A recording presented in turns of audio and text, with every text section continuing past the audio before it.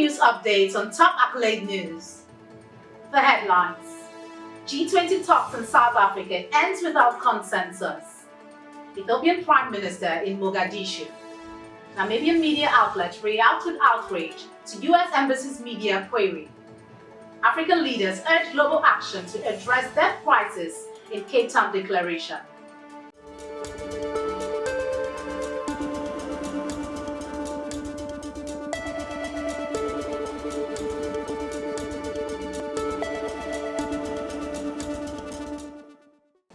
In politics, G20 talks in South Africa end without consensus. South Africa expressed disappointment after the G20 finance ministers meeting it hosted in Cape Town ended without a consensus, as key delegates from countries like the US, China, India, and Japan were notably absent. The two-day summit failed to produce a joint communique with the chair's summary, instead emphasizing commitment to resist protectionism and uphold a fair, open multilateral trading system. South Africa had hoped to push for more climate financing and reform to address global economic inequalities, but these issues remain unresolved. The finance minister voiced frustration over the lack of agreement on climate action, pointing out that some countries prioritize other issues other than addressing the financial needs of climate change. Despite the setback, discussion on global growth and inflation highlighted concerns over geopolitical tension and supply chain disruption. Still in politics, Ethiopian Prime Minister in Mogadishu. Ethiopian Prime Minister Abiy Ahmed was welcomed by Somali President Hassan Mahmoud in Mogadishu, marking a significant step in the effort to rebuild relations between the two nations. Their discussion focused on key bilateral issues, including trade and security, as both leaders seek to normalize ties after tensions flared up last year over Ethiopia's controversial agreement with Somalia's breakaway region of Somaliland. Despite the recent strain, which saw concerns over territorial integrity, both countries have pledged to find a solution for Ethiopia's access to the sea.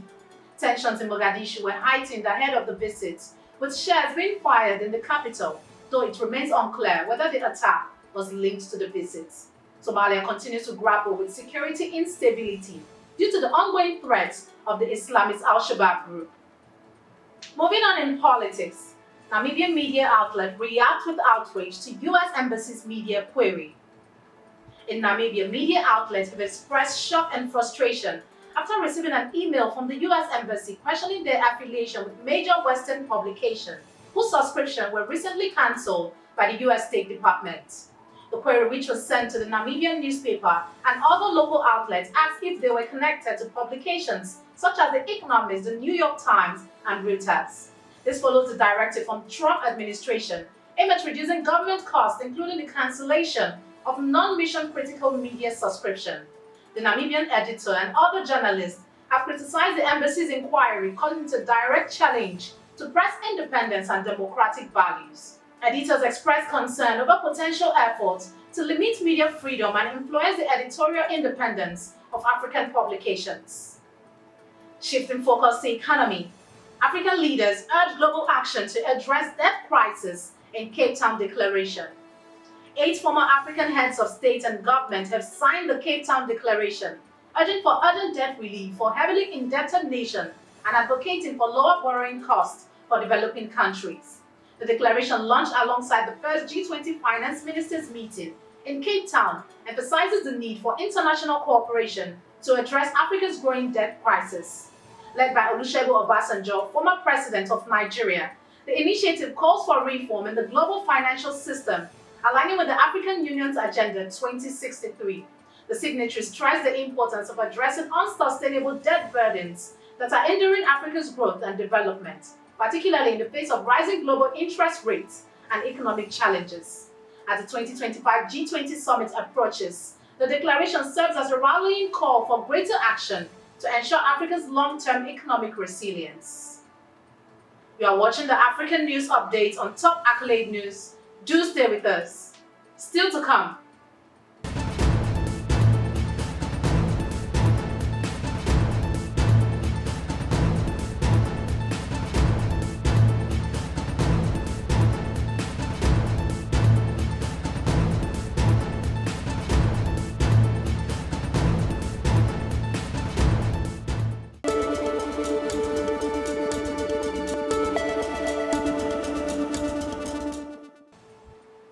staying with us.